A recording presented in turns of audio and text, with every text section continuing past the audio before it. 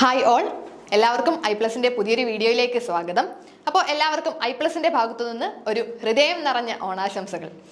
നമുക്ക് ഇന്ന് കുറച്ച് ക്വസ്റ്റ്യൻസ് ഒന്ന് discuss ചെയ്യാമല്ലേ?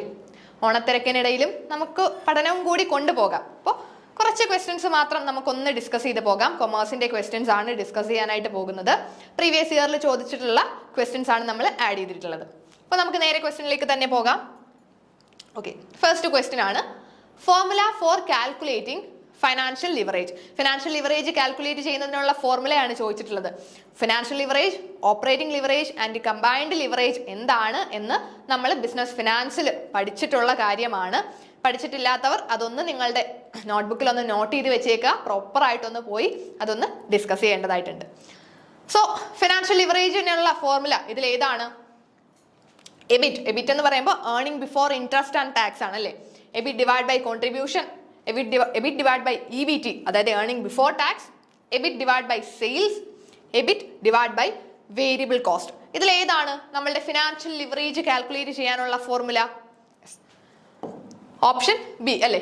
EBIT divide by EBT, അതായത് earning before interest and tax divided by earning before tax. നമുക്ക് ജസ്റ്റ് ഫോർമുലാസ് ഒന്ന് നോക്കി പോകാം. ഓപ്പറേറ്റിംഗ് ലിവറേജ് എന്ന് പറയുമ്പോൾ ഓപ്പറേറ്റിംഗ് ലിവറേജ് നമ്മൾ എങ്ങനെയാണ് കണ്ടുപിടിക്കുന്നത്? കോൺട്രിബ്യൂഷൻ ഡിവൈഡ് ബൈ എബിറ്റ്, അതായത് കോൺട്രിബ്യൂഷൻ എന്ന് പറയുമ്പോൾ സെയിൽസ് മൈനസ് വേരിയബിൾ കോസ്റ്റ് അല്ലെങ്കിൽ ഫിക്സഡ് കോസ്റ്റ് പ്ലസ് പ്രോഫിറ്റ് എന്നൊക്കെ നമുക്ക് പറയാം. കോൺട്രിബ്യൂഷൻ ഡിവൈഡ് ബൈ എബിറ്റ് ആണ് നമ്മളുടെ ഓപ്പറേറ്റിംഗ് ലിവറേജിനുള്ള ഫോർമുല. ദെൻ ഫിനാൻഷ്യൽ ലിവറേജ് എന്ന് പറയുമ്പോൾ EBIT divide by EBT, EBIT divide by EBT അല്ലെങ്കിൽ PBT എന്നും പറയാം. EBT എന്ന് പറയുന്നത് ഏർണിംഗ് ബിഫോർ ടാക്സ്, PBT പറയുമ്പോൾ പ്രോഫിറ്റ് ബിഫോർ ടാക്സ്. ഇത് രണ്ടും നമ്മൾക്ക് ഇന്റർചേഞ്ചബിളി യൂസ് ചെയ്യാൻ പറ്റുന്ന ടേംസ് ആണ്. ഫിനാൻഷ്യൽ ലിവറേജ് കണ്ടുപിടിക്കാൻ എബിറ്റ് ഡിവൈഡ് ബൈ EBT എന്ന് നമുക്ക് പറയാം. എബിറ്റ് അല്ലെങ്കിൽ EBTയുടെ കൂടെ ഇൻട്രസ്റ്റും കൂടി ആഡ് ചെയ്യുന്നതിനെയും നമുക്ക് എന്തായിട്ട് പറയാം? എബിറ്റ്, അതായത് ഏർണിംഗ് ബിഫോർ ടാക്സിന്റെ കൂടെ ഇൻട്രസ്റ്റ് തിരിച്ച് ആഡ് ബാക്ക് ചെയ്താൽ അത് earning before interest and tax ആയി. ഇൻട്രസ്റ്റും ടാക്സും അതിൽ നിന്ന് ലെസ് ചെയ്ത് മാറ്റുമ്പോഴാണ്, ഇൻട്രസ്റ്റ് ലെസ് ചെയ്ത് മാറ്റിയാൽ അതെന്തായി? ഏർണിംഗ് ബിഫോർ ടാക്സ് ആയി. നമ്മൾ ലെസ് ചെയ്ത് മാറ്റിയിട്ടുണ്ടെങ്കിൽ തിരിച്ച് ആഡ് ബാക്ക് ചെയ്യാം. അതായത് ഏർണിംഗ് ബിഫോർ ടാക്സ് ആണ് ക്വസ്റ്റ്യനിൽ തന്നതെങ്കിൽ ഇൻട്രസ്റ്റ് തിരിച്ച് ആഡ് ബാക്ക് ചെയ്യുമ്പോൾ നമുക്ക് earning before interest and tax കിട്ടും. Then divide by earning before tax, അതായത് EBT. ഫിനാൻഷ്യൽ ലിവറേജ് എന്ന് പറയുമ്പോൾ എബിറ്റ് ഡിവൈഡഡ് ബൈ EBT. ഇനി എന്താണ് കമ്പൈൻഡ് ലിവറേജ്? കമ്പൈൻഡ് ലിവറേജ് എന്ന് പറയുമ്പോൾ നമ്മളുടെ ഓപ്പറേറ്റിംഗ് ലിവറേജും ഫൈനാൻഷ്യൽ ലിവറേജും കൂടി കമ്പൈൻ ചെയ്തിട്ടാണ് കമ്പൈൻഡ് ലിവറേജ് വരുന്നത്. ഇത് നിങ്ങൾക്ക് എളുപ്പത്തിൽ പഠിച്ചു വെക്കാൻ ചെറിയൊരു ട്രിക്ക് പറയാം. ഓപ്പറേറ്റിംഗ് ലിവറേജിൽ നമ്മൾ കോൺട്രിബ്യൂഷൻ ഡിവൈഡ് ബൈ എബിറ്റ് ആയിരുന്നു. ഫിനാൻഷ്യൽ ലിവറേജിൽ എബിറ്റ് ഡിവൈഡ് ബൈ EBT ആയിരുന്നു. രണ്ടും കൂടി കമ്പൈൻ ചെയ്യുമ്പോൾ നമ്മൾക്ക് ഈ ഒരു ഓപ്പറേറ്റിംഗ് ലിവറേജിൽ ഡിനോമിനേറ്ററിൽ വന്ന എബിറ്റും ഫിനാൻഷ്യൽ ലിവറേജിൽ ന്യൂമറേറ്ററിൽ വന്ന എബിറ്റും കൂടി വെട്ടിപ്പോകും. ഇത് രണ്ടും വെട്ടിപ്പോയാൽ തന്നെ നമുക്ക് ബാക്കി ഓപ്പറേറ്റിംഗിനും ലിവറേജ് ഫിനാൻഷ്യലും തന്നെ അല്ലേ? അതായത് contribution divide by EBT, contribution divide by EBT ആണ് നമ്മളുടെ കമ്പൈൻഡ് ലിവറേജ്. ഓപ്പറേറ്റിംഗ് ലിവറേജും ഫിനാൻഷ്യൽ ലിവറേജും കൂടി ഒന്ന് കമ്പൈൻ ചെയ്താൽ മതി. ഇത് രണ്ടും പഠിച്ചു വെച്ചാൽ നമ്മൾക്ക് ഈ ഒരു രണ്ട് ഇക്വേഷൻസും കൂടി കമ്പൈൻ ചെയ്യുന്ന സമയത്ത് ഇവിടുത്തെ ഡിനോമിനേറ്ററിന്റെ എബിറ്റും ഇവിടെ ന്യൂമറേറ്ററിലുള്ള എബിറ്റും, ഈ രണ്ട് എബിറ്റും വെട്ടിപ്പോയാൽ തന്നെ കോൺട്രിബ്യൂഷൻ ഡിവൈഡ് ബൈ EBT എന്ന് തന്നെ നമുക്ക് കമ്പൈൻഡ് ലിവറേജ് കിട്ടുന്നതായിരിക്കും. ഈ ഒരു ഇക്വേഷൻസും നന്നായിട്ടൊന്ന് പഠിച്ചു വെച്ചേക്കുക. അതുപോലെ തന്നെ ഈ ഒരു 3 ടൈപ്പ് ലിവറേജസിനെ പറ്റിയിട്ടും ഒന്ന് നോക്കി വെക്കേണ്ടതായിട്ടുണ്ട്. ഓക്കെ, നമുക്ക് നെക്സ്റ്റ് ക്വസ്റ്റ്യനിലേക്ക് നോക്കാം. Which of the following are not motivational factor according to Herzberg? ഹെർസ്ബർഗിന്റെ മോട്ടിവേഷണൽ തിയറീസ് നമ്മൾ ഒരുപാട് പഠിച്ചു വെച്ചിട്ടുണ്ട് അല്ലേ? ഹെർസ്ബർഗിന്റെ ആ ഒരു തിയറിയിൽ മോട്ടിവേഷണൽ ഫാക്ടർ അല്ലാത്തത് ഏതാണ്? Interpersonal relation, work itself, advancement, achievement, salary. ഇതിൽ ഏതൊക്കെയാണ് മോട്ടിവേഷണൽ ഫാക്ടർ അല്ലാത്തത്? മോട്ടിവേഷണൽ ഫാക്ടർ അല്ലാത്തത് എന്ന് ചോദിച്ചാൽ അവിടെ വേറെ ഏത് ഫാക്ടർ ഉണ്ട്? Hygiene factor. ഹെർസ്ബർഗിന്റെ 2 ഫാക്ടർ തിയറിയെ പറ്റിയല്ലേ ഇവിടെ ചോദിച്ചിട്ടുള്ളത്? ഹെർസ്ബർഗിന്റെ 2 ഫാക്ടർ തിയറിയിൽ 2 ഫാക്ടേഴ്സ് ഉണ്ടല്ലേ? ഹൈജീൻ ഫാക്ടേഴ്സും മോട്ടിവേറ്റേഴ്സും ഉണ്ട്. ഹൈജീൻ ഫാക്ടേഴ്സിനെ തന്നെ നമ്മൾ ഡിസാറ്റിസ്ഫയേഴ്സ് എന്ന് പറയാറുണ്ട്. എന്തുകൊണ്ടാണ്? ആ ഒരു ഫാക്ടേഴ്സ് ഇല്ലെങ്കിൽ ആ ഒരു എംപ്ലോയീസ് ഡിസാറ്റിസ്ഫാക്ഷനിലേക്ക് പോകും. പക്ഷെ ആ ഒരു ഫാക്ടേഴ്സ് ഒരിക്കലും അവരെ മോട്ടിവേറ്റ് ചെയ്യുന്നില്ല. ഇനി അവരെ മോട്ടിവേറ്റ് ചെയ്യുന്ന ഫാക്ടേഴ്സിനെ നമ്മൾ സെപ്പറേറ്റ് മോട്ടിവേറ്റേഴ്സ് എന്ന് പറഞ്ഞൊരു കാറ്റഗറിയിൽ തിരിച്ചിട്ടുണ്ട്. അവിടെ ഹൈജീൻ ഫാക്ടേഴ്സും ഉണ്ട്, മോട്ടിവേറ്റേഴ്സും ഉണ്ട്. അപ്പൊ ഇവിടെ ഏതൊക്കെയാണ് മോട്ടിവേഷണൽ ഫാക്ടേഴ്സ് അല്ലാത്തത്, അതായത് ഹൈജീൻ ഫാക്ടേഴ്സ് ഏതൊക്കെയാണെന്നാണ് ചോദിച്ചിട്ടുള്ളത്. അപ്പോൾ ഈ രണ്ട് ഫാക്ടേഴ്സിനെയും നിങ്ങൾക്ക് ഡിഫറൻഷിയേറ്റ് ചെയ്ത് പഠിച്ചു വെച്ചിട്ടുണ്ടെങ്കിൽ സിമ്പിൾ ആയിട്ട് ആൻസറിലേക്ക് എത്താം അല്ലേ. നമുക്ക് നോക്കാം അല്ലേ, ആൻസറിലേക്ക് തന്നെ പോകാം. ഇവിടെ ഓപ്ഷൻസ് ഉണ്ട്, ഇതിൽ നിന്ന് കറക്റ്റ് ഓപ്ഷൻസ് ചൂസ് ചെയ്യാനാണ് പറഞ്ഞിട്ടുള്ളത്. So interpersonal relation, work, advancement, achievement and salary. ഇതിൽ ഏതൊക്കെയാണ്? ഓപ്ഷൻ എ ആൻഡ് ഇ ആണ് ഇവിടെ കറക്റ്റ് ആൻസർ ആയിട്ട് വരുന്നത്. ഓപ്ഷൻ എ ഇന്റർപേഴ്സണൽ റിലേഷൻ, അതുപോലെ തന്നെ സാലറി. ഇന്റർപേഴ്സണൽ റിലേഷനും സാലറിയും ഇത് രണ്ടും മോട്ടിവേഷണൽ ഫാക്ടർ അല്ല, കാരണം ഇത് രണ്ടും ഹൈജീൻ ഫാക്ടർ ആണ്. ബിക്കോസ് ഇന്റർപേഴ്സണൽ റിലേഷൻസും സാലറിയും ഒരു എംപ്ലോയിയെ ഒരിക്കലും മോട്ടിവേറ്റ് ചെയ്യുന്നില്ല വർക്കിലോട്ട്. പക്ഷെ ഇത് രണ്ടും ഇല്ലെങ്കിൽ അവർ ഡിമോട്ടിവേറ്റഡ് ആയി പോവുകയും ചെയ്യും അല്ലെ.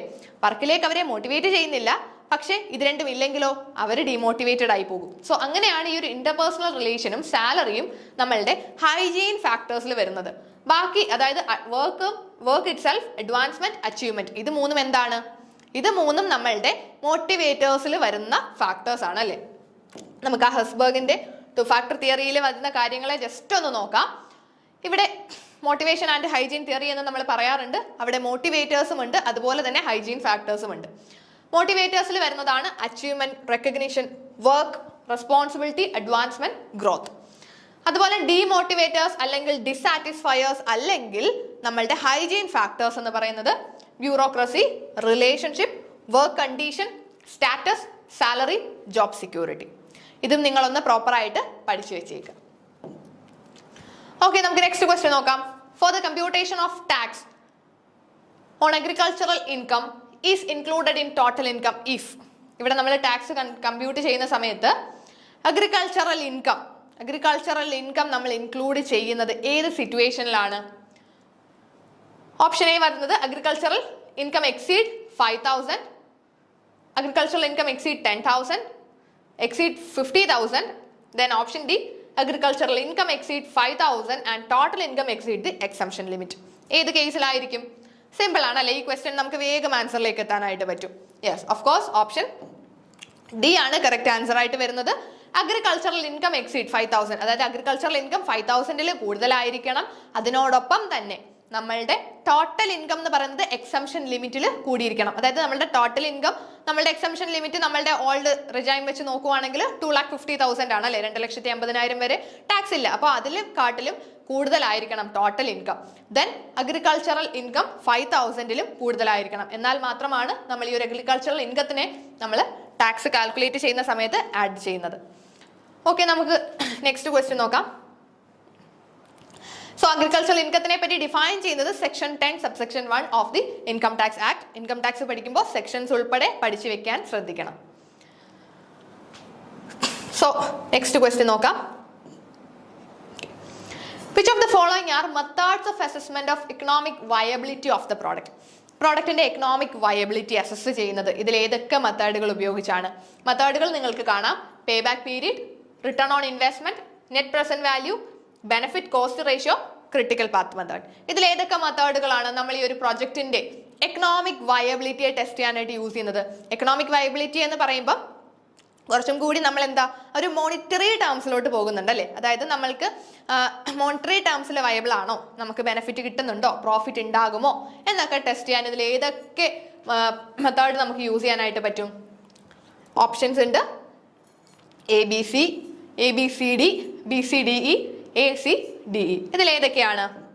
നോർമലി നമ്മൾ എക്കണോമിക് വയബിലിറ്റി ഒക്കെ കണ്ടുപിടിക്കാനാണ് അല്ലേ പേ ബാക്ക് പീരീഡ് അല്ലേ. പേ ബാക്ക് പീരീഡ് വെച്ചിട്ട് നമ്മൾ ഒരു പ്രോജക്റ്റിന്റെ ആ ഒരു ഇൻവെസ്റ്റ്മെന്റ് നമുക്ക് തിരിച്ചു കിട്ടാൻ എത്ര പീരീഡ് എടുക്കുമെന്നാണ് പേ ബാക്ക് പീരീഡിൽ കൂടി നമ്മൾ മനസ്സിലാക്കുന്നത്. Then return on investment method, net present value, അവിടെ നമ്മൾ ടൈം വാല്യൂ ഓഫ് മണിയും കൂടി കൺസിഡർ ചെയ്യുന്നുണ്ട്. അതുപോലെ തന്നെ ബെനിഫിറ്റ് കോസ്റ്റ് റേഷ്യോ. ഇതെല്ലാം നമ്മൾക്ക് ഈ ഒരു എക്കണോമിക്കലി റിലേറ്റഡ് ആണ് അല്ലേ, കുറച്ച് മോണിറ്ററി റിലേറ്റഡ് ആണ്. Then critical path method, CPM. എന്താണ് critical path method?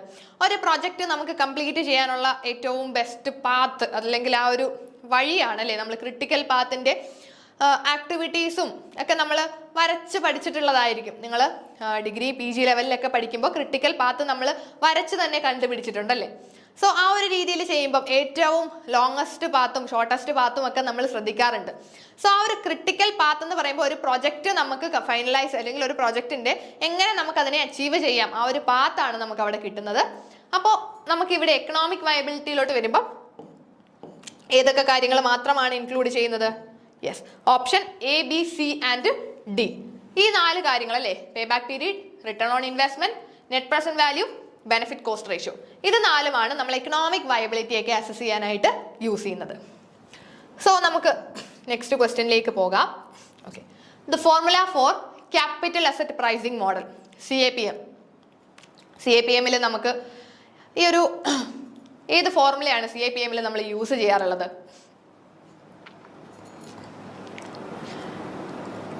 KJ is equal to RF plus B into RF. B എന്ന് ഉദ്ദേശിക്കുന്നത് ബീറ്റയാണ്, beta into RF minus RM. Then expected, നമ്മളുടെ എക്സ്പെക്റ്റഡ് റിട്ടേൺ ആണ് ഇവിടെ ഉദ്ദേശിക്കുന്നത്. എക്സ്പെക്റ്റഡ് റിട്ടേണിനെ പറ്റിയിട്ടാണ് നമ്മളിവിടെ പറയുന്നത്. സോ ഇവിടെ ദെൻ നെക്സ്റ്റ് നമുക്ക് ഈ ഫോർമുലാസ് മാറി മാറി വരാം കേട്ടോ. ചിലതിൽ K എന്ന് മാത്രം വരാം, ചിലതിൽ KJ എന്ന് തരാം. അത് നമുക്ക് ആ ക്വസ്റ്റ്യൻ അനുസരിച്ചിട്ട് ചെറിയ ചെറിയ രീതിയിൽ ഈ തന്നിരിക്കുന്ന ഡിനോട്ട് ചെയ്തിരിക്കുന്ന ടേംസിൽ ചെറിയ മാറ്റങ്ങൾ വരാം. അത് നമ്മൾക്ക് അത്രയും ഇമ്പോർട്ടൻസ് ഇല്ല. നമുക്ക് ആ ഒരു ഫോർമുലയാണ് പ്രോപ്പറായിട്ട് നോക്കേണ്ടത്. RF plus beta into RM minus RF, then K equals R plus beta into R minus M, K equals R minus beta into R minus R. ഇതിലേതാണ് CAPMൽ നമ്മൾ ചെയ്യാറുള്ളത്? യെസ്, ഓപ്ഷൻ ബി ആണ് അല്ലേ, RF plus beta into RM minus RF. എന്താണ് ഈ RFും ബീറ്റയും RM ഒക്കെ? ഇവിടെ നമ്മൾ റിക്വയർഡ് റേറ്റ് ഓഫ് റിട്ടേൺ ആണല്ലേ കണ്ടുപിടിക്കുന്നത്, എക്സ്പെക്ടഡ് റിട്ടേണോ അല്ലെങ്കിൽ നമുക്ക് റിക്വയർഡ് റേറ്റ് ഓഫ് റിട്ടേൺ, ഒരു സെക്യൂരിറ്റിയിൽ നമ്മൾക്ക് വേണ്ട റേറ്റ് ഓഫ് റിട്ടേൺ കണ്ടുപിടിക്കാനാണ് നമ്മൾ ഈ CAPM ഉപയോഗിച്ചിട്ട് കാൽക്കുലേറ്റ് ചെയ്യുന്നത്. സോ ഇവിടെ R ഈക്വൽസ് R എന്നും പറയാം, ചില ക്വസ്റ്റ്യൻസിൽ KJ എന്നും പറയാം. റിക്വയർഡ് റിട്ടേൺ ആണ് അവിടെ ഉദ്ദേശിക്കുന്നത്. So required rate of return എന്ന് പറയുന്നത് RF plus beta into RM minus RF. അത് തന്നെയാണ് നമ്മുടെ ഓപ്ഷൻ ബിയിൽ പറഞ്ഞിട്ടുള്ളത്, RF plus beta into RM minus RF. RF എന്ന് പറയുന്നത് റിസ്ക് ഫ്രീ റേറ്റിനെയാണ് RF എന്ന് പറയുന്നത്, risk free rate. Risk free rate എന്ന് പറഞ്ഞാൽ നമ്മളുടെ ഗവൺമെന്റ് ബോണ്ടുകളിലും ഗവൺമെന്റ് സെക്യൂരിറ്റീസിലും ഒക്കെ കിട്ടുന്ന ഈൽഡ് ആണ് റിസ്ക് ഫ്രീ റേറ്റ് ആയിട്ട് കണക്കാക്കുന്നത്. കാരണം ആ ഒരു ഗവൺമെന്റ് സെക്യൂരിറ്റീസിലൊന്നും നമുക്ക് റിസ്ക് ഇല്ലല്ലോ. സോ റിസ്ക് ഫ്രീ റേറ്റ് ആണ് RF. ദെൻ ബീറ്റ എന്ന് പറയുന്നത് എന്താണ്? സിസ്റ്റമാറ്റിക് റിസ്കിനെയാണ് നമ്മൾ ബീറ്റയിൽ കൂടി പറയുന്നത് അല്ലേ. സിസ്റ്റമാറ്റിക് റിസ്ക്, അതായത് ഒരു സിസ്റ്റത്തിനെ മൊത്തം ബാധിക്കുന്ന റിസ്കുകളാണ് സിസ്റ്റമാറ്റിക് റിസ്ക് എന്ന് പറയുന്നത്. സോ ആ സെക്യൂരിറ്റിയുടെ ബീറ്റ എന്ന് ഉദ്ദേശിക്കുന്നത് സിസ്റ്റമാറ്റിക് റിസ്ക്, അതായത് ഓവറോൾ മാർക്കറ്റിനും ഉണ്ടാകാൻ പോകുന്ന റിസ്ക് ആണ് ബീറ്റയിൽ പറയുന്നത്. ദെൻ RM എന്ന് പറയുന്നത് എന്താണ്? എക്സ്പെക്റ്റഡ് മാർക്കറ്റ് റിട്ടേൺ ആണ് RMൽ ഡിനോട്ട് ചെയ്യുന്നത്, expected market return. Then okay, so ഇവിടെ നമുക്ക് CAPM യൂസ് ചെയ്തിട്ട് റിക്വയർഡ് റേറ്റ് ഓഫ് റിട്ടേൺ, ഒരു സെക്യൂരിറ്റിയുടെ റിക്വയർഡ് റേറ്റ് ഓഫ് റിട്ടേൺ നമ്മൾ കണ്ടുപിടിക്കുന്നത് എങ്ങനെയാണ്? Rate of return is equal to RF plus beta into RM minus RF. അതായത് risk free rate plus systematic risk ആണ്. അതായത് റിസ്ക് ഫ്രീ റേറ്റിന്റെ കൂടെ സിസ്റ്റമാറ്റിക് റിസ്ക് ആണ് ബീറ്റയിൽ നമ്മൾ ഡിനോട്ട് ചെയ്യുന്നത് അല്ലെ, സിസ്റ്റമാറ്റിക് റിസ്ക്.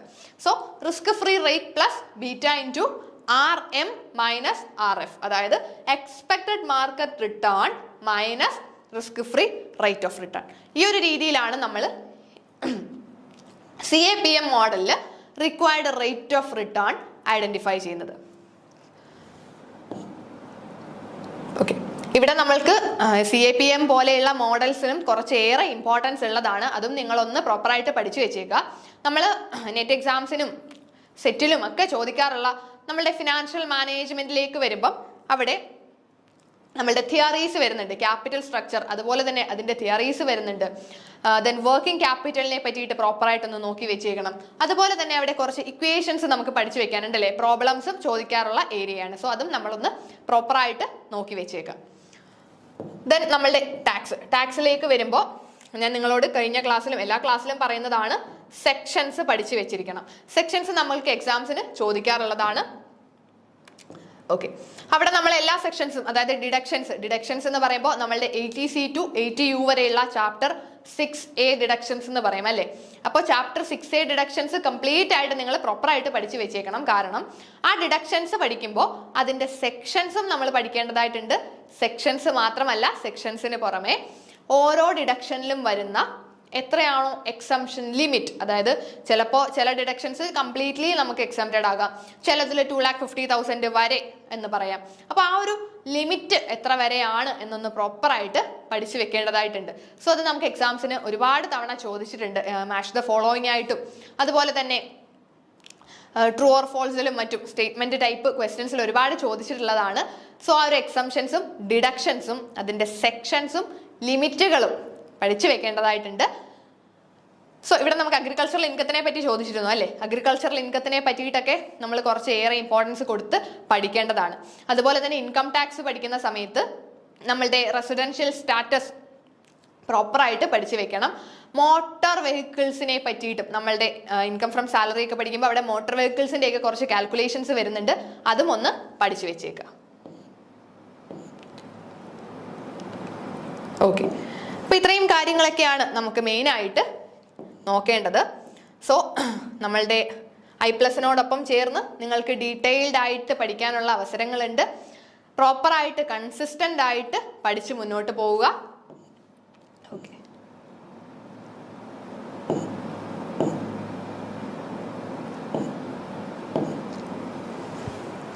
ഓക്കെ. സോ നമ്മളെപ്പോഴും എത്രത്തോളം മാക്സിമം പ്രാക്ടീസ് ചെയ്ത് പഠിക്കുന്നോ അത്രത്തോളം നമുക്ക് ബെനഫിഷ്യൽ ആയിരിക്കും അല്ലേ? ഇനി വരുന്ന എക്സാംസിനും, ഇനി നമ്മൾക്ക് ഡിസംബറിൽ എക്സാംസ് വരുന്നുണ്ടല്ലേ? സോ ഡിസംബർ എക്സാംസിലും മറ്റും നിങ്ങളൊന്നും കൂടി പ്രോപ്പറായിട്ട് പ്രിപ്പയർ ചെയ്ത് വീക്ക് ഏരിയാസ് ഒക്കെ മനസ്സിലാക്കി പഠിക്കുക. അപ്പോൾ നിങ്ങൾക്ക് എന്ത് പ്രശ്നമുണ്ടെങ്കിലും നമ്മൾക്ക് I+ന്റെ ടീം കൂടെ ഉണ്ട്. സോ I+നോടൊപ്പം ചേർന്നും നിങ്ങൾക്ക് പ്രോപ്പറായിട്ട് പഠിച്ച് മുന്നോട്ട് പോകാം. സോ ഈ ഒരു വരുന്ന എക്സാമിൽ നിങ്ങൾ നെറ്റ് മാത്രം ഫോക്കസ് ചെയ്യരുത്, JRF എന്ന് തന്നെ ഫോക്കസ് ചെയ്ത് പഠിക്കുക. കാരണം ആ ഒരു ടോപ്പ് 1% എത്തണമെങ്കിൽ നമ്മൾ കുറച്ച് എഫേർട്ട് കൂടുതൽ ഇടണം അല്ലേ? പക്ഷേ നമ്മൾ ആ ഒരു എഫേർട്ട് ഇട്ടാൽ ഒരിക്കലും നമ്മൾക്കത് നഷ്ടമാകില്ല. Hard work always pays off എന്നാണ് പറയുന്നത് അല്ലേ? നമ്മൾ വർക്ക് ചെയ്യുക, നമ്മളുടെ ഹാർഡ് വർക്ക് ഒരിക്കലും നമ്മളെ നിരാശപ്പെടുത്തില്ല. നമ്മൾ വർക്ക് ചെയ്യുന്നതിനുള്ള ബെനിഫിറ്റ് നമ്മൾക്ക് കിട്ടുന്നതായിരിക്കും. സോ എല്ലാവർക്കും ഒന്നും കൂടി happy Onam. Thank you all. എല്ലാവർക്കും ഹെൽപ്ഫുൾ ആയി എന്ന് വിശ്വസിക്കുന്നു. Thank you.